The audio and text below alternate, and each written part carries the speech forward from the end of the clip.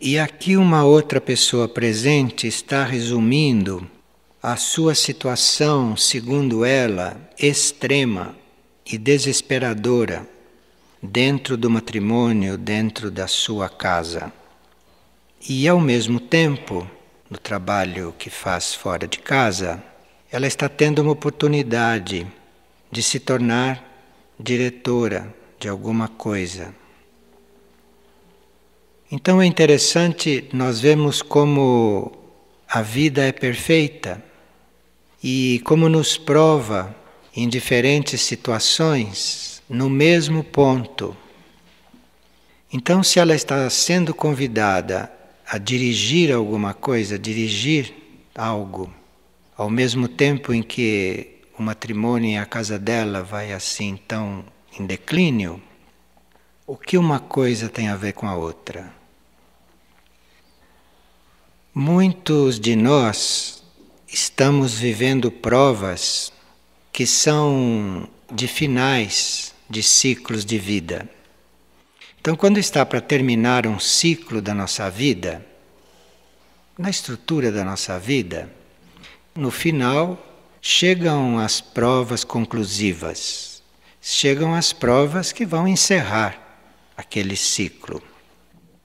Então, aqui nós temos uma prova sobre o poder, sobre a energia do poder, que a pessoa deve ter exercido de alguma forma em vidas anteriores ou nesta.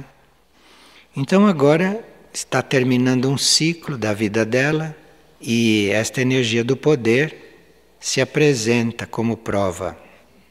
Isto é, em casa, onde no início ela deveria ter exercido certo poder, poder de atração, poder de sedução, porque seduz o marido, seduz os filhos, está exercendo poder, sem ter consciência. E isto a uma certa altura reverte. Então aquele poder que se exercia, seduzindo, ou fazendo-se amado, ou se tornando centro de atenções de filhos, de vizinhos, de parentes, de amigos, são tudo formas de exercer poder. Isto começa no final do ciclo destas coisas, no final de certos ciclos humanos, começa então a se desfazer. E aquele poder que a gente exercia, não exerce mais. A atração que a gente exercia não exerce mais. O outro responde diferente, ou está indiferente, ou nem responde. É um trabalho sobre o poder em nós. É um trabalho miraculoso do plano para nos redimensionar. Mas, evidentemente, para isto não ser para a pessoa uma transformação muito violenta, dela se sentir a pessoa mais atraente, mais importante de um grupo, e de repente perder tudo isto podia ser muito forte para os veículos dela. Mas ela deve perder para encerrar este ciclo. Então, para os veículos dela se equilibrarem, ao mesmo tempo ela recebe um poder que não tinha no trabalho dela, onde ela era subordinada e de repente vira diretora. Eu estou usando palavras próprias dessas situações, humanas e externas. Então ela está estranhando, porque ela nunca neste lugar onde ela trabalha, ela tensionou sair do anonimato. E de repente numa reunião, ela é nomeada diretora. Ela que era a última, passa a ser a primeira. Isto quer dizer que os veículos dela precisam de equilíbrio no exercício do poder. E para ela perder completamente o poder lá dentro da casa dela, os veículos precisam de uma compensação. Só que aqui é uma situação diferente, porque se ela já viu com que facilidade nós perdemos o poder, se ela já viu isto, ela agora vai lidar de forma diferente com este poder que ela vai ganhar. Então não é que a coisa precise se repetir. Parece que a coisa está se repetindo, mas não está. Porque agora, ela tendo um certo poder lá onde ela trabalha, precisa que ela não use este poder como usou o outro. Que ela use este poder de uma forma diferente. Porque aí, quando chegar no final do ciclo, isto pode ser mais suave do que está acontecendo lá do outro lado. De um lado, está perdendo o poder para que se redimensione, para que fique mais humilde, para que fique mais simples, mais interiorizada, para que aprenda a não se tocar tanto por situações externas, não esperar nada dos outros. Então aqui está havendo uma série de trabalhos. E do outro lado está ganhando poder para ver como age. São duas provas. Uma prova no sentido passivo, dela perder o poder, e a mesma prova ela no sentido ativo, dela ganhar o poder para ver como ela vai agir desta vez. E se ela se concentrar neste estudo sobre o poder, se ela estudar isso nesses momentos da vida dela, nessas situações, se ela ficar atenta a isto e ficar estudando esta energia de primeiro raio, ficar estudando esta energia, ficar observando, ficar se deixando transformar por todos estes jogos de poder, por todas estas situações, se ela ficar concentrada nisso, como uma aluna, como uma pessoa que está estudando, e não ficar aí achando que está sofrendo, ou que está ruim, ou que está... Não, ela está aprendendo. Então, qualquer coisa que aconteça, é como se ela estivesse numa escola. Então, se ela ficar em ambas as situações, atentamente, como uma aluna, tudo o que acontecer na casa dela e tudo o que acontecer lá no trabalho, não vai mais tocá-la. Porque ela está atenta à energia, ela não está atenta a coisas externas.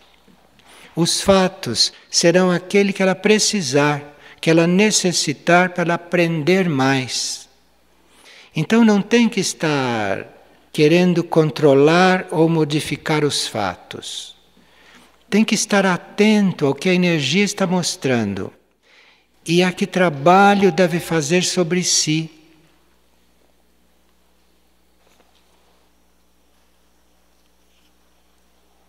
Nós tínhamos estudado uns dias antes as provas pelas quais nós passamos quando somos aspirantes espirituais ou quando estamos sendo provados para recebermos alguma incumbência, alguma tarefa da hierarquia espiritual.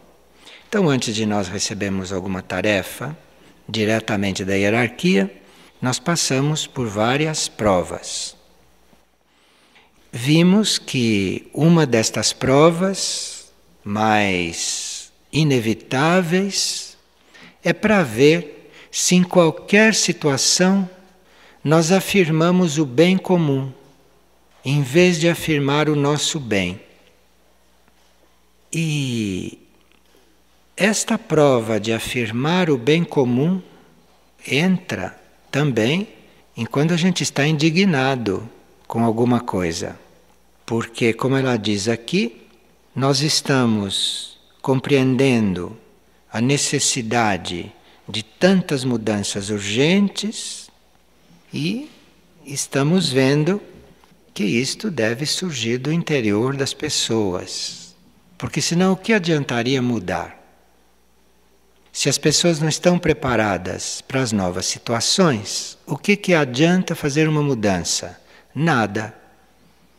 Que é uma mudança externa, formal, tudo fica artificial, tudo perde o brilho, tudo perde a beleza, tudo perde a espontaneidade, perde o amor. Você pode sim fazer uma mudança porque quer, porque viu que deve fazer. Mas se aquilo não está pronto para mudar, se aquilo não está preparado para mudar, então você fica na sua indignação abnegada, equilibrada porque você está sob uma lei, você se viu que é necessária uma mudança urgente, será que aquilo é o bem de todos? Será que todos estão prontos para esta mudança? Ou é só você que está querendo esta mudança, porque você precisaria desta mudança para o seu bem, para o seu próprio bem?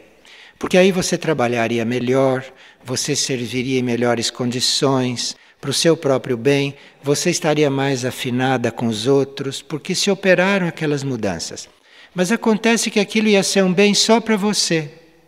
Para os outros não ia ser um bem, porque eles não estão vendo assim. Eles estão vendo de outro jeito. Ou há outros passos para dar antes desta mudança. Então, esta prova de afirmar o bem comum é muito clara nestas situações. E nisto entram outras provas, como por exemplo, você não fazer ameaças quando vê que não pode fazer a coisa.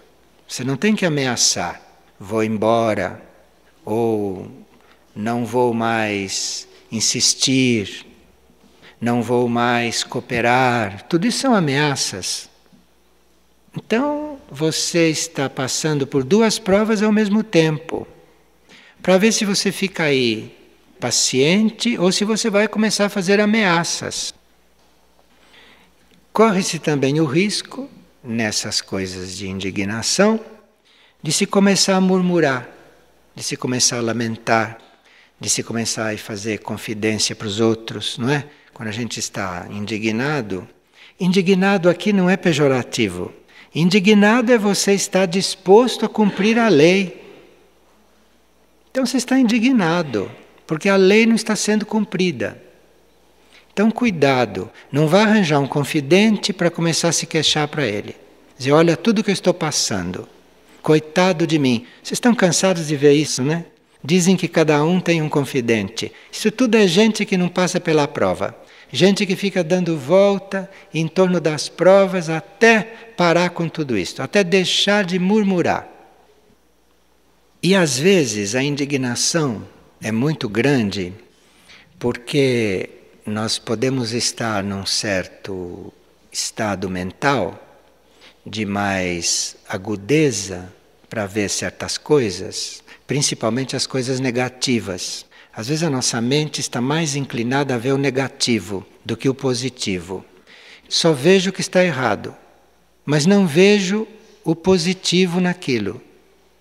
Eu vejo que as pessoas não me atendem, que as pessoas não me compreendem, que as pessoas não fazem minhas vontades, que as pessoas não pensam como eu, que as pessoas não veem como eu, mas não veem as outras coisas. Não veem que essas pessoas estão ali para ser o oposto de você, para ser o contrário de você, para ver o contrário do que você vê, que é para o conjunto ficar rico, o conjunto servir para todos, o conjunto não servir para um só, nem só para um conceito, nem só para um tipo de necessidade. Aqui nós podemos entrar e corrigir muitas coisas, arrumar muitas coisas, não é? A gente fica indignado e diz, vamos pôr tudo em ordem. Precisa cuidado com isso, porque depois chega alguém que é outro raio, se sente muito mal, não fica mais à vontade. Então você precisa pôr aquilo em ordem, porque aquilo é um objeto de indignação da forma como está. Mas cuidado, cuidado, porque nem todos estão preparados para uma ordem rigorosa, nem todos. Então você vai pôr aquilo em ordem dentro da abnegação. Então às vezes você está dizendo, está bem, sim, está bem. Não está nada bem. Você está dizendo, está bem, porque não deve estar melhor, porque ali chega alguém que diz, puxa, onde eu estou? Numa prisão. Tem pessoas que não estão habituadas com coisas muito ordenadas. E isto não é feito só para as pessoas de 7º raio já realizadas. Isto é feito também para quem está em outros raios ainda não harmonizados, para quem está com os corpos ainda não alinhados com o sétimo raio. Então, o bem comum, o bem de todos, é o que entra nesta indignação iluminada. Quer dizer, você continua indignado por dentro, porque não está como deve estar. Você continua indignado, mas você fica abnegado. E cuidado para não se irritar, porque se você se irrita, aquilo que é a armadura do Agni Yoga não se constrói, não se faz em você. E essa armadura, que só pode ser construída quando você aprende a arte de ficar indignado, porque neste planeta você não conhece outra coisa senão indignação, porque aqui não tem nada direito.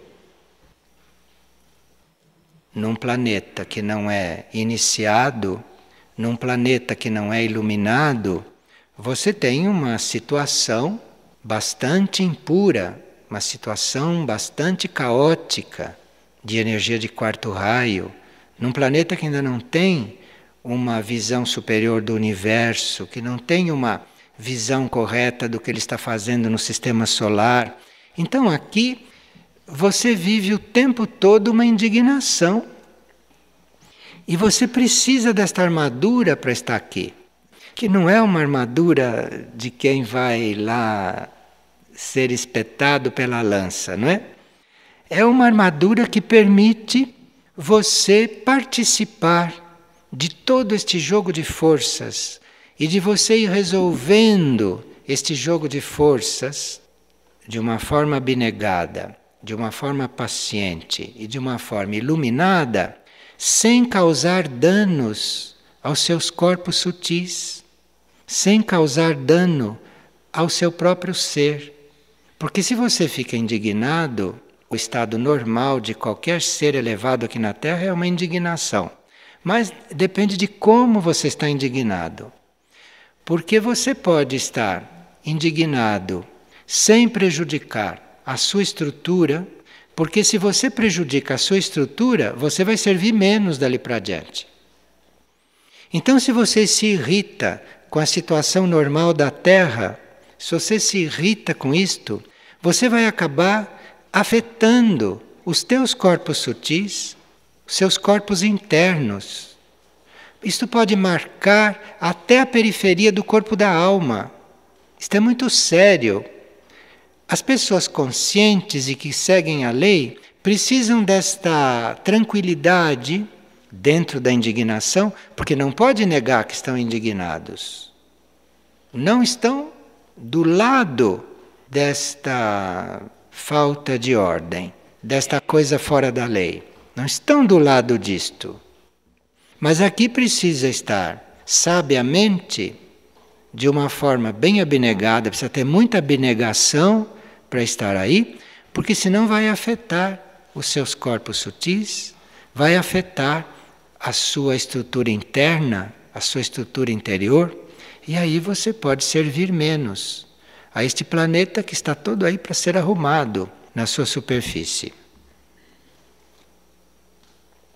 Em geral, nós não sabemos encontrar o equilíbrio entre esta indignação, esta constatação de que está tudo meio fora de lugar ou completamente fora de lugar, e o equilíbrio em que isto tem que estar. Porque isto tem que manter um equilíbrio, porque todos os seres aí dentro estão em processo de transformação, estão em processo evolutivo, uns em processo de purificação. Então aqui precisa muito equilíbrio. Na medida que nós vamos ficando irritados na nossa indignação, o equilíbrio se perde. E na medida que nós vamos deixando de ser irritados, ou que nós não ficamos irritados, o equilíbrio vai se fazendo. Não há possibilidade de conviver irritação com equilíbrio. Isso são duas coisas que não convivem. Então precisa pedir muita luz, precisa pedir muita cura, precisa estar muito disposto, ter muita vontade de não se irritar, invocar este primeiro raio, a energia do poder, não para dominar os outros, para não se irritar. Porque aí o equilíbrio vai se fazendo, o equilíbrio vai se instalando. E a pessoa que fez esta pergunta final, ela diz: como ficam as provas da covardia? Porque se eu estou indignada e não posso impor o que para mim deveria ser, será que eu estou sendo covarde? Porque covardia é uma prova também que nós precisamos transcender. Nós não podemos ser covardes. Mas aí, esta omissão, este ficar quieto, não é covardia? Ficar quieto é uma palavra que tem muitas conotações. Você pode estar calado, mas estar numa profunda ação.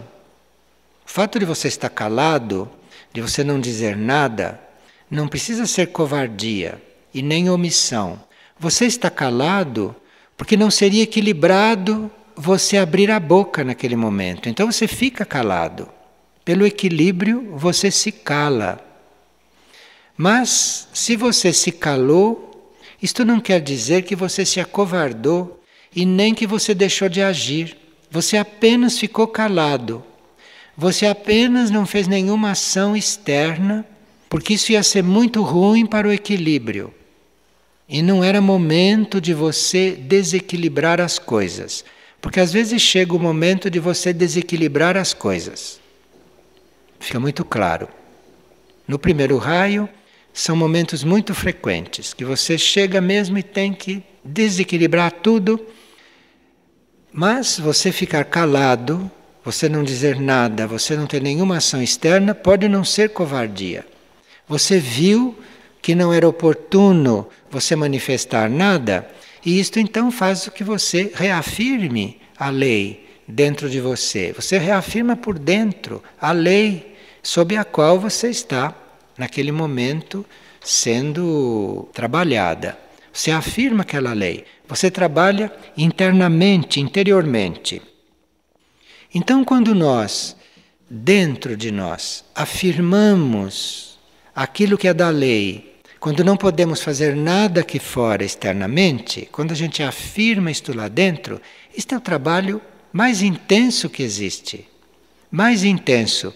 Então, em geral, pode surgir em seguida uma oportunidade de você expressar aquele trabalho que você está fazendo lá dentro. Então ali pode estar acontecendo um trabalho e aquilo então pode vir uma oportunidade de ser expresso, aquele trabalho que está sendo feito lá dentro. Então você irradia. Então você está vendo uma coisa que para você é muito errada, você não pode fazer nada. Você faz o trabalho interno. E se esse trabalho se faz, você começa a irradiar uma coisa que vai transformar aquilo, sem você fazer nada. Vai ser uma coisa interior, interna. Simplesmente isto fica claro, mas são formas de trabalhar. São formas de estar neste jogo. Agora, muitas vezes, nós temos oportunidade de manifestar alguma coisa, uma ideia, uma sugestão, uma observação. Então ali precisa ter cuidado, para cada vez que você vai manifestar isto, é como se fosse a primeira vez. Então você cansa de dizer uma coisa, porque ou não escutam, ou não entendem, ou não querem escutar, ou não estão dispostos, enfim, existem infinitas razões para as pessoas não escutarem. Quer dizer, existe uma só, é porque são ignorantes. Então você está destinado a repetir aquilo milhões de vezes durante a sua vida. E cada vez que você repete, precisa fazer como se fosse a primeira vez. Nem pensar que até aquele momento não ouviram.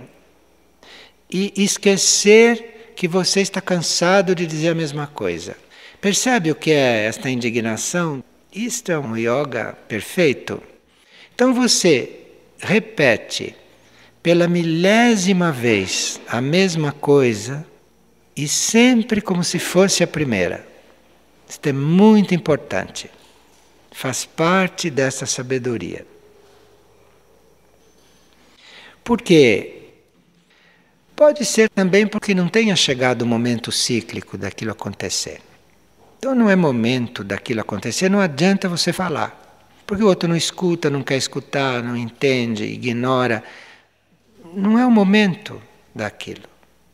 Então precisa, quando chega o momento, estar com aquilo bem vitalizado. Então, embora tenha acontecido milhões de vezes sem resultado, na milionésima primeira vai ser o momento cíclico daquilo poder acontecer, daquilo poder encarnar. E aí nós temos que estar agindo fora do tempo e do espaço. Nós temos que esquecer relógio, esquecer tempo que passa, esquecer as repetições. Nós temos que estar nisso abnegadamente.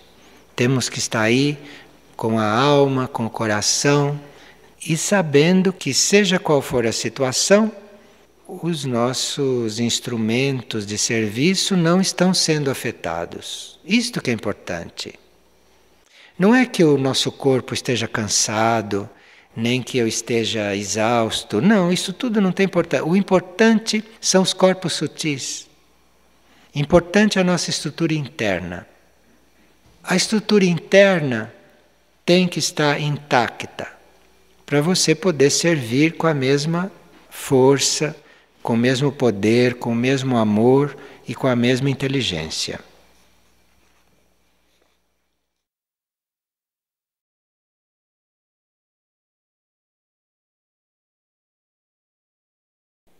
Estão pedindo para que se fale sobre provas da alma.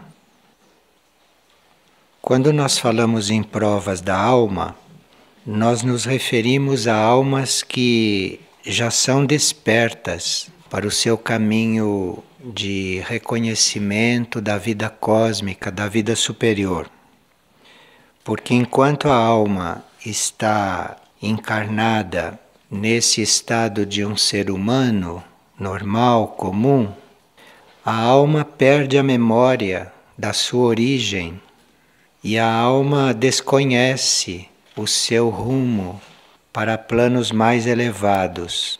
E a alma encarnada, ela se apega às coisas da terra a ponto de formar vínculos kármicos, não só com o planeta onde ela está encarnada, como vínculos kármicos com a matéria e, coisa ainda mais sutil, ela forma vínculos kármicos com outras almas que estão em outros pontos evolutivos.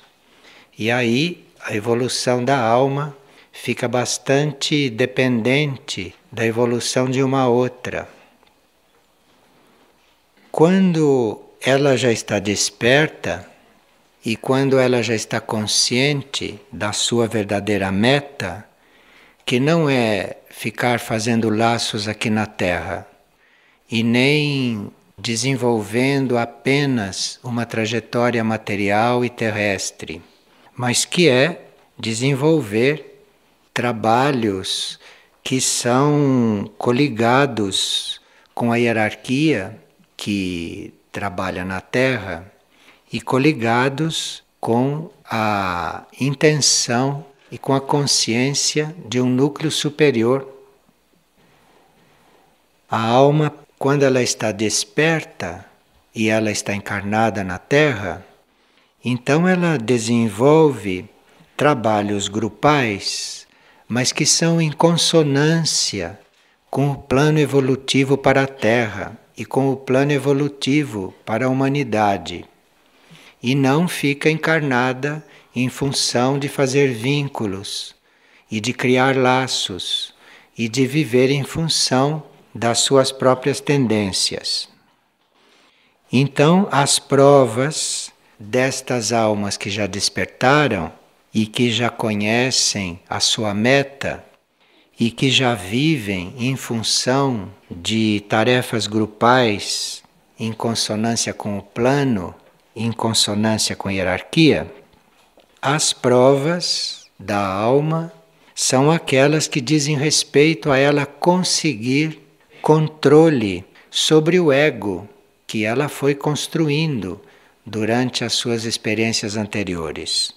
Então, enquanto a alma era inconsciente da sua meta, o ego foi sendo construído e ela foi alimentando isto. Ela foi fazendo as experiências aqui na Terra e na matéria em conjunto com este desenvolvimento do ego. Então, aqui, quando ela toma consciência, ela tem que aprender a controlar este ego. E as provas dela são nesse sentido, são no sentido de dirigir este ego, fazer com que este ego, esses corpos, tenham uma vida, uma atuação condizente com o nível evolutivo da alma e com aquilo que a alma deve expressar. Aqui a alma é muito provada. Na sua trajetória, a alma constrói muitas coisas. Constrói inclusive relações, relacionamentos, constrói obras positivas, significativas.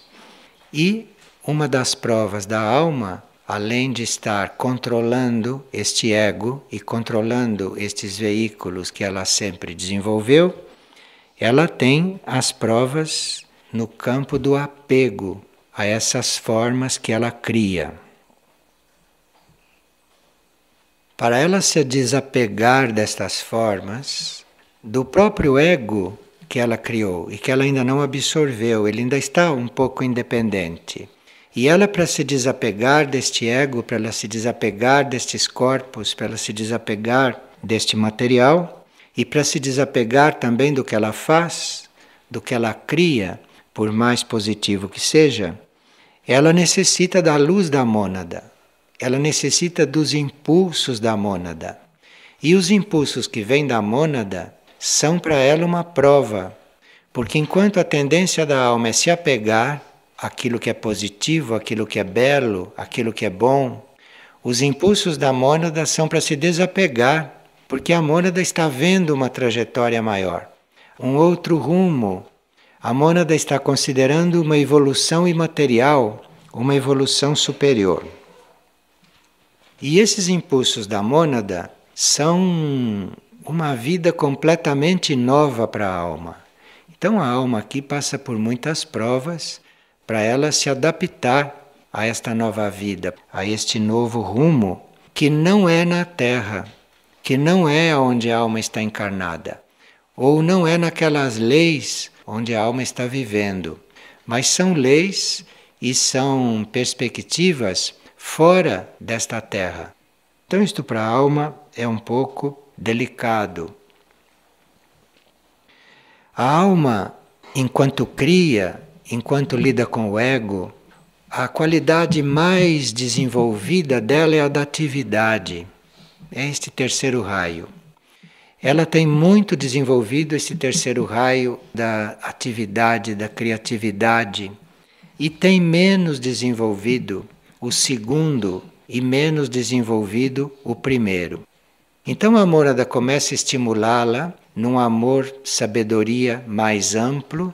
Isto é uma prova para ela, porque o amor dela está localizado em setores do plano, em setores da vida, sobre a Terra, ou mesmo desencarnada.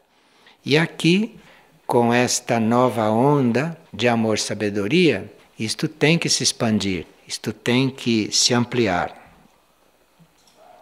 Então estas provas são no sentido da consciência da alma aprender a se desapegar das formas que ela cria, das estruturas que ela criou, das estruturas de atividade na forma, das estruturas de amar a forma, e das estruturas de querer fazer alguma coisa da forma. A mônada tem um ponto de vista muito diferente. E a alma, se ela se apega ao que ela cria, ou se ela se apega ao que é positivo, com o que ela está envolvida, ela começa a usar toda a luz da mônada para colocar nestas obras.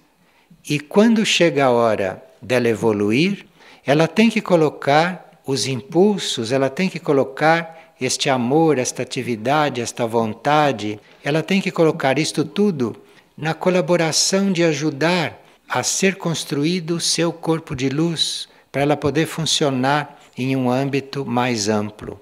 E aqui a alma, se ela ainda não se desapegou do ego, se ela ainda não se desapegou dos corpos, se ela ainda não se desapegou da vida terrestre, ela não tem condições de se desapegar do seu próprio corpo, porque a alma também tem um corpo, não é? O corpo causal. E na hora dela funcionar em um plano mais amplo, cosmicamente, ela precisa do corpo de luz. E se ela ainda não se desapegou da sua criatura, do ego, dos corpos, ela não pode se desapegar do corpo dela. Ela não pode se desapegar do corpo causal, daquilo que é ela como forma.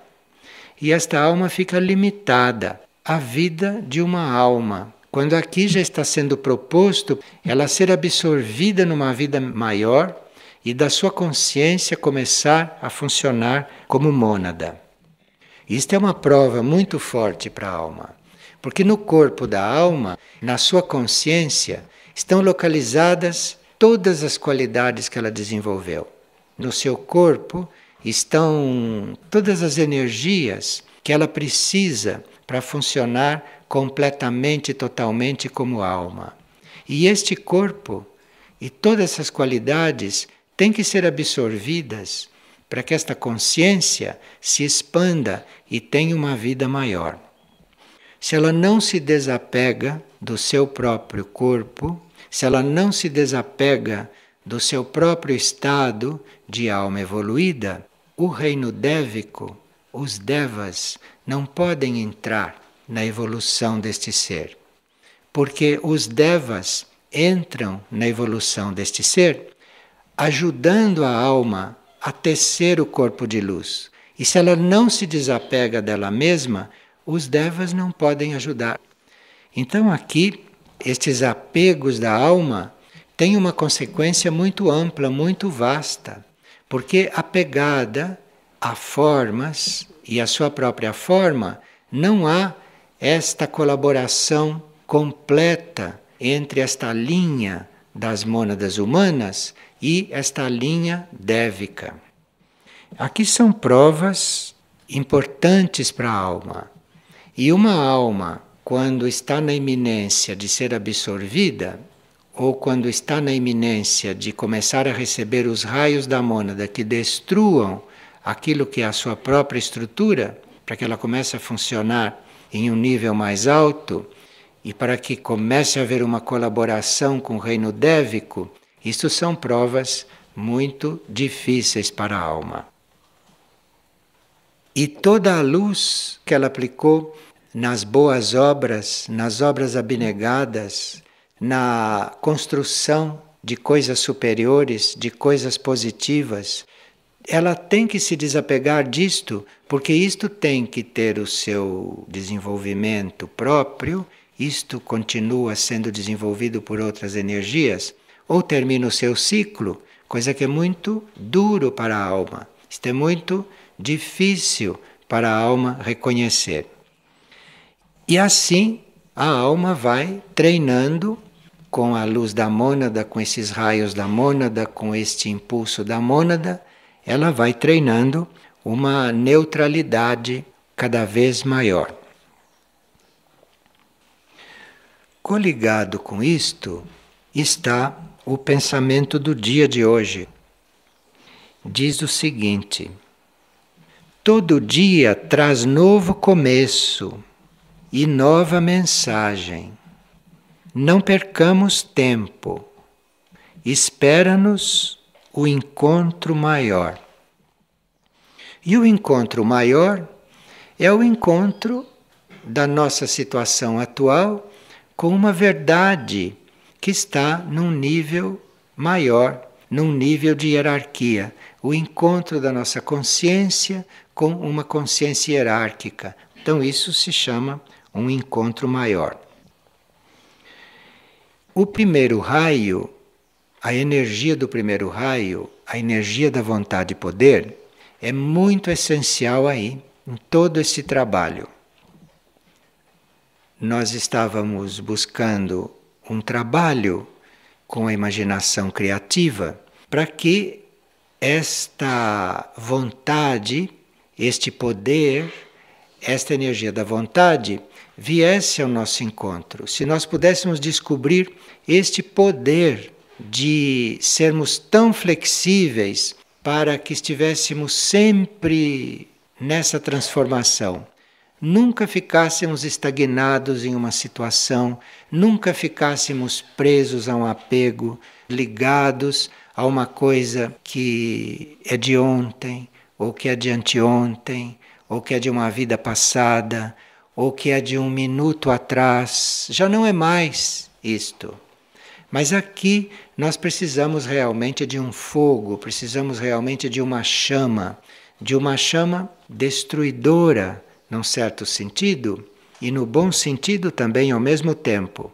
Mas aqui nós precisamos realmente desta vontade, desta energia da vontade. Sem este raio, sem esta energia da vontade e poder, não se sai desses estados, os quais a alma também tem que se desapegar.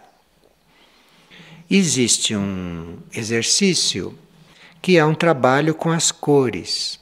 Vamos imaginando esta cor prateada, desde que nós saibamos que ela, como cor, como vibração, está simbolizando a nossa capacidade de conseguir esta vontade, de conseguir este poder, de largar tudo, de abandonar tudo, de romper internamente, interiormente, em nível interno, que é para que as mudanças possam ser feitas depois em todos os níveis. Então, esta cor prateada significa nós conseguirmos isto. Esta prata tem esta vibração, tem este poder como vibração interna. E a cor verde, que simboliza a síntese de todo este processo. Enquanto nós estamos rompendo, estamos nos desapegando, a alma também está se desapegando, enfim, está havendo uma liberação geral. E esta síntese desse trabalho é representado pela cor verde.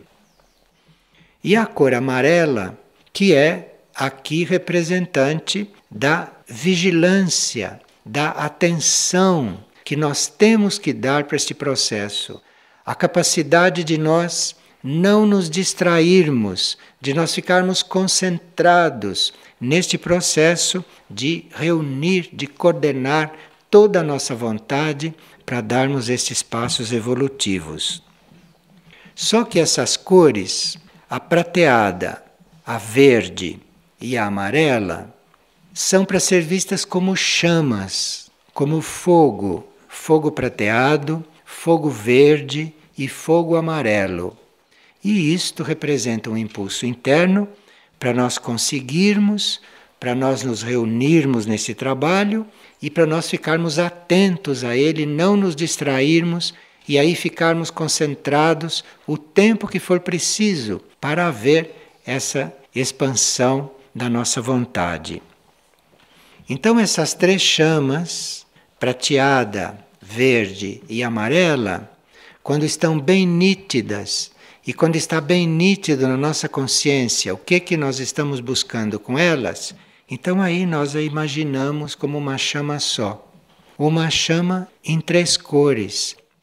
E chegado nesta chama tricolor, nesta chama única, mas que é feita destas três, então aí nós reafirmamos a nossa vontade de conseguir isto, a nossa intenção de reunir todo este processo numa coisa só bem concentrada e numa vigilância de não nos deixarmos dispersar. É um trabalho que nós podemos fazer como personalidade, como mente, como ego, como intenção, para auxiliar na liberação da alma dos seus próprios vínculos. A natureza das almas, a natureza das personalidades é a atividade e é o amor.